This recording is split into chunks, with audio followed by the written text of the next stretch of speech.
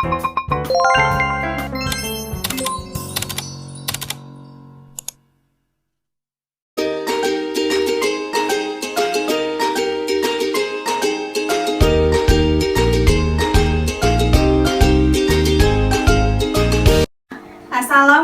warahmatullahi wabarakatuh anak-anak ibu semua. Apa kabar anak-anak ibu? Ibu berharap kalian semua dalam keadaan sehat dan dalam lindungan Allah Subhanahu wa Ta'ala. Perkenalkan, nama Ibu Mega Maulina. Sebelum Ibu memulai pembelajaran pada hari ini, Ibu ada sedikit kata-kata motivasi untuk kalian semua yang berasal dari Mario Teguh. Beliau berkata, orang-orang yang berhenti belajar mereka akan menjadi pemilik masa lalu, dan orang-orang yang terus belajar, mereka akan menjadi pemilik masa depan. Semoga kata-kata motivasi tersebut dapat membangkitkan semangat anak-anak ibu semua dalam mengikuti kegiatan pembelajaran pada hari ini. Walaupun anak-anak ibu semua sedang merasakan kelelahan dalam proses pembelajaran, semoga lelah tersebut dapat membuahkan hasil yang baik bagi masa depan kalian semua.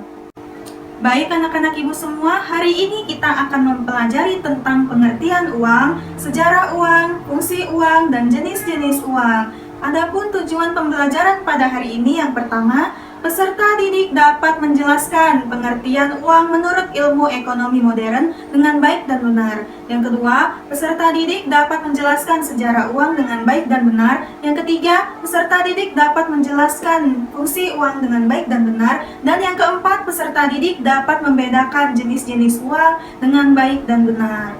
Selanjutnya, untuk anak-anak ibu semua, adapun peraturan yang telah kita buat sebelumnya untuk mengikuti kegiatan pembelajaran pada hari ini. Yang pertama, anak-anak ibu diharapkan untuk belajar di tempat yang kondusif agar anak-anak ibu dapat mengikuti proses pembelajaran secara nyaman. Yang kedua, anak-anak ibu harus menyiapkan alat tulis seperti buku, pulpen, pensil, penghapus, dan yang lainnya agar anak-anak ibu dapat mencatat hal-hal penting yang terdapat pada materi yang telah ibu jelaskan. Baik anak-anak ibu semua, sebelum memulai pembelajaran, marilah kita mengucapkan lafaz basmalah. Bismillahirrohmanirrohim. Baik anak-anak ibu semua, ibu telah membagikan materi pada hari ini di grup WhatsApp kita yang telah kita buat sebelumnya. Diharapkan anak-anak ibu semua silakan untuk mendownload materi tersebut. Oke anak-anak ibu semua, agar kalian lebih memahami materi yang telah ibu bagikan tersebut, ibu akan menjelaskan materinya. Silakan untuk anak-anak ibu semua simak baik-baik penjelasan dari ibu ya. Baik anak-anak ibu, yang pertama ibu akan membahas tentang pengertian uang. Nah pastinya anak-anak ibu semua sudah tahu apa itu uang, tetapi ibu akan menjelaskan pengertian uang menurut ilmu ekonomi modern. Menurut ilmu ekonomi modern, uang adalah segala sesuatu yang tersedia dan secara umum diterima oleh masyarakat sebagai alat pembayaran bagi pembelian barang-barang ataupun jasa-jasa serta kekayaan berharga lainnya dan juga untuk pembayaran hutang.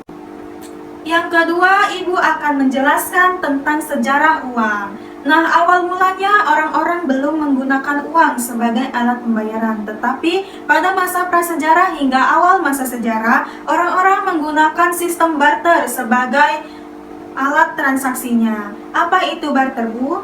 Barter itu adalah sistem pertukaran barang yang telah disepakati oleh kedua belah pihak. Misalnya pihak pertama menukarkan ikan dengan pihak kedua menukarkan berasnya. Nah, hal tersebutlah yang disebut barter.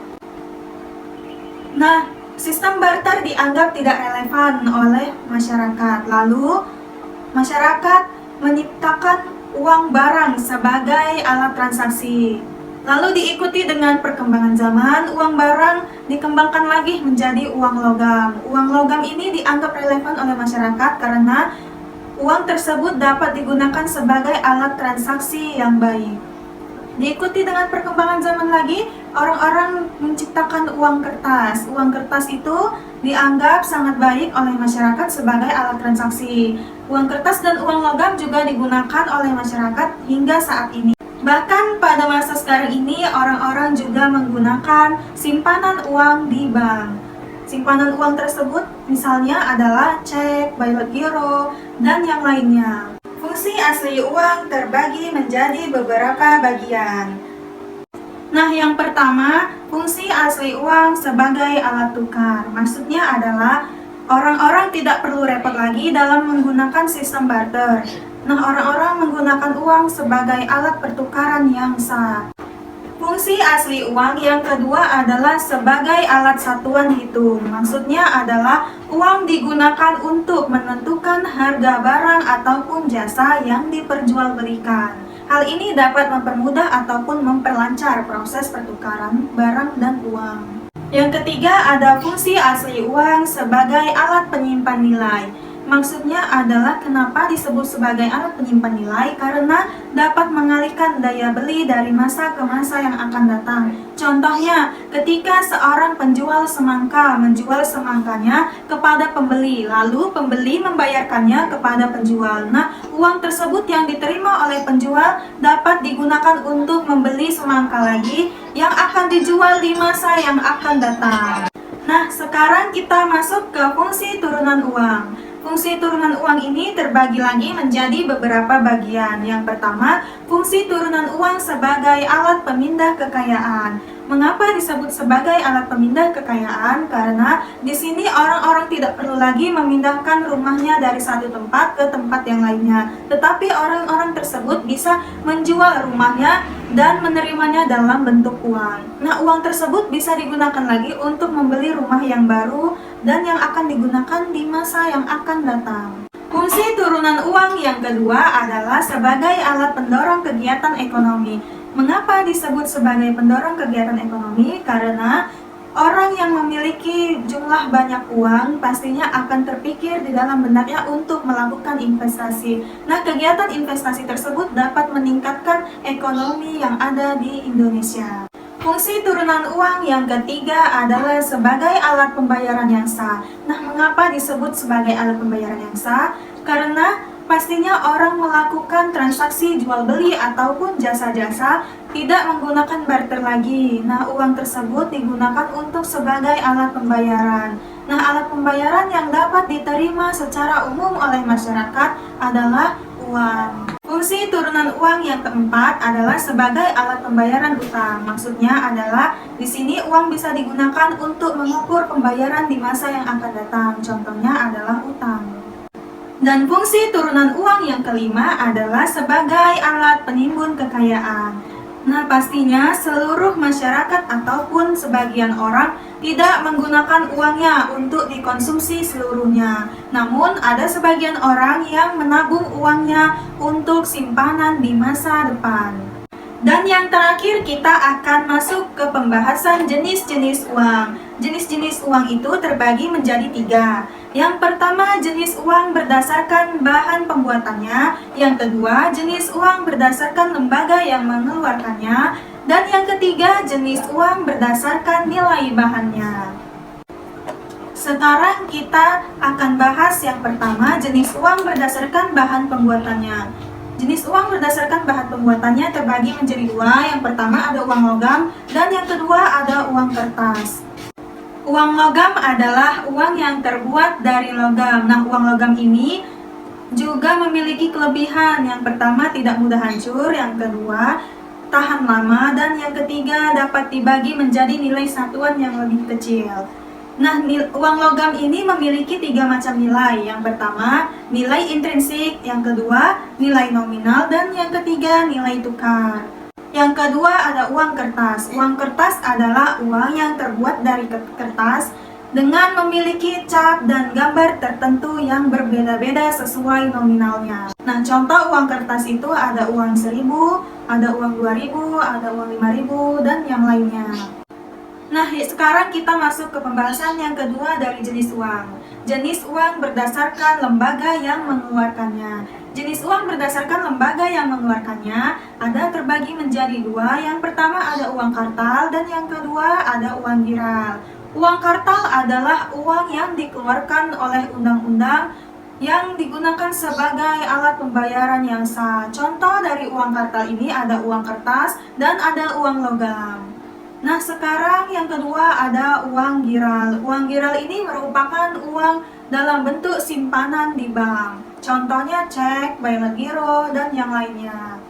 Nah, uang giral ini juga disebut sebagai uang yang tak berwujud karena dia disimpan dalam bentuk simpanan di bank. Nah, yang terakhir ada jenis uang berdasarkan nilainya. Jenis uang berdasarkan nilainya terbagi menjadi dua. Yang pertama ada uang penuh dan yang kedua ada uang tanda.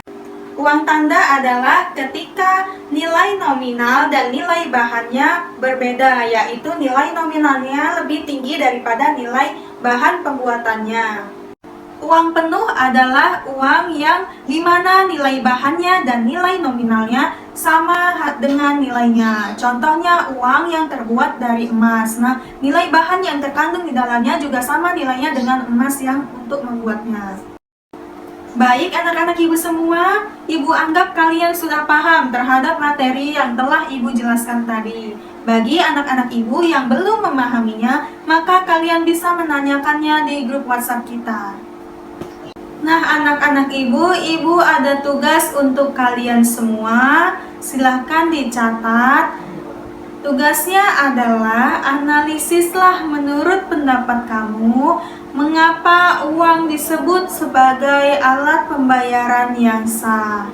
Nah, waktu pengumpulannya adalah 1 kali 24 jam dari pembelajaran hari ini dan dikumpulkan di Google Classroom yang telah ibu sediakan. Anak-anak ibu semua, sepertinya kita sudah masuk di penghujung pembelajaran. Maka dari itu ibu akan menyimpulkan materi kita pada hari ini. Uang adalah segala sesuatu yang tersedia dan secara umum diterima oleh masyarakat sebagai alat pembayaran yang sah bagi pembelian barang-barang ataupun jasa-jasa ataupun kekayaan berharga lainnya, dan juga untuk pembayaran hutang. Nah, sejarah uang dimulai dari adanya barter, ke uang logam, ke uang kertas, dan berupa simpanan di bank. Nah, fungsi-fungsi uang itu terbagi menjadi dua. Yang pertama ada fungsi asli uang, dan yang kedua fungsi turunan uang. Nah, jenis-jenis uang itu terbagi menjadi beberapa bagian. Yang pertama, jenis uang berdasarkan bahan pembuatannya. Yang kedua, jenis uang berdasarkan lembaga yang mengeluarkannya. Dan yang ketiga, jenis uang berdasarkan nilainya. Nah, untuk anak-anak ibu semua, ibu menguji keterampilan kalian dengan memberikan tugas dalam bentuk LKPD. Berikut tampilannya. Adapun aturan mengerjakannya dikerjakan secara berkelompok. Kelompoknya masih sama seperti kelompok yang telah kita buat sebelumnya. Nah, batas pengumpulannya adalah 30 Juni 2022 jam 12 waktu Indonesia Barat dan dikumpulkan melalui Google Classroom yang telah ibu sediakan. Baik anak-anak ibu semua, bagi kalian yang belum paham terhadap tugas yang telah ibu berikan, maka kalian bisa menanyakannya di grup WhatsApp kita ya.